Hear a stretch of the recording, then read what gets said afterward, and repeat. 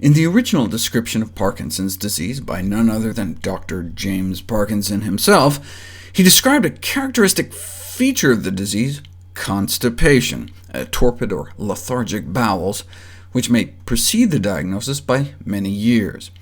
In fact, bowel movement frequency may be predictive. Men with less than daily bowel movements were 4 times more likely to develop Parkinson's an average of 12 years later.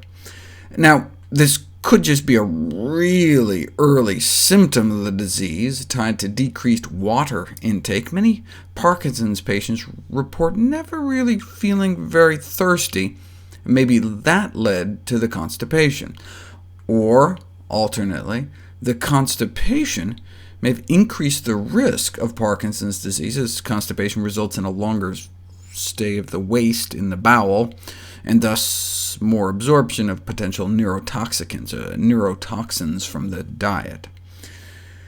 Yes, there are 2 studies suggesting an association between constipation and Parkinson's, but at the same time there are 38 studies linking the disease to pesticide exposure, and by now more than 100 studies linking pesticides to an increased risk of up to 80%.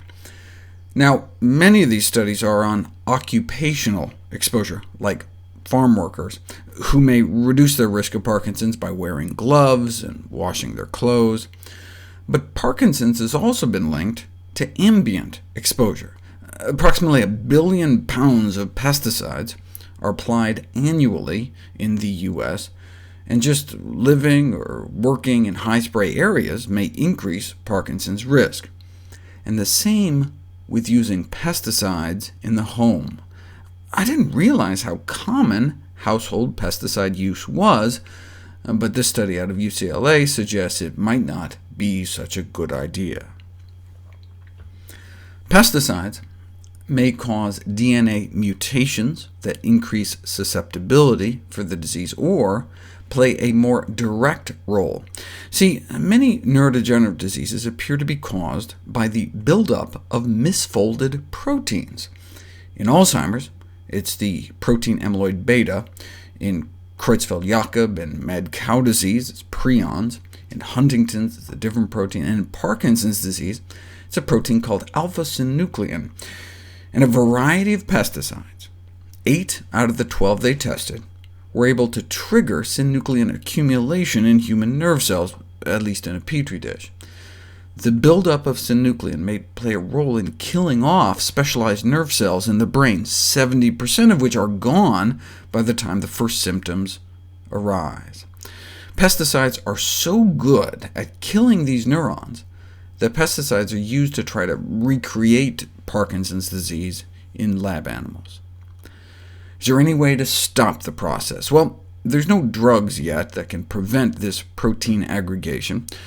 What about flavonoid phytonutrients, natural compounds found in certain fruits and vegetables? They can cross the blood-brain barrier and may have neuroprotective effects. So they tested 48 different plant compounds to see if any could stop the clumping of synuclein proteins into the little fibers that clog up the cell. And they found a variety of flavonoids that can not only inhibit the spiderweb-like formation of synuclein fibers, but some could even break them up. It turns out flavonoids may actually bind to synuclein proteins and stabilize them. Here's some healthy brain cells. The arrows are pointed to the neurites, the arms that nerve cells use to communicate with each other. Here's after exposure to a pesticide, though. The cell is damaged, retracts its little arms. But if you first incubate the nerve cells with a blueberry extract, the nerve cell appears better able to withstand the pesticide effects. So this implies that flavonoids in our diet may be combating Parkinson's disease as we speak, and healthy diets may be effective in preventing and even quote-unquote curing the disorder, but these were all petri dish experiments in a laboratory. Is there any evidence that people eating berries are protected from Parkinson's? There was this study published forever ago that suggested the consumption of blueberries and strawberries was protective, but this was a tiny study, and the results were not statistically significant, which is why I never brought up the study before. but that was the best we had until now. Those eating a variety of phytonutrients were less likely to develop Parkinson's disease. Specifically, higher intake of berries was associated with significantly lower risk. The accompanying editorial, An Apple a Day to Prevent Parkinson's Disease, concluded that more research is necessary, but until then, an apple a day might be a good idea. Of course, this is coming from a man. Apples appeared to be protective against Parkinson's for men, but not women. However, everyone appeared to benefit from the berries.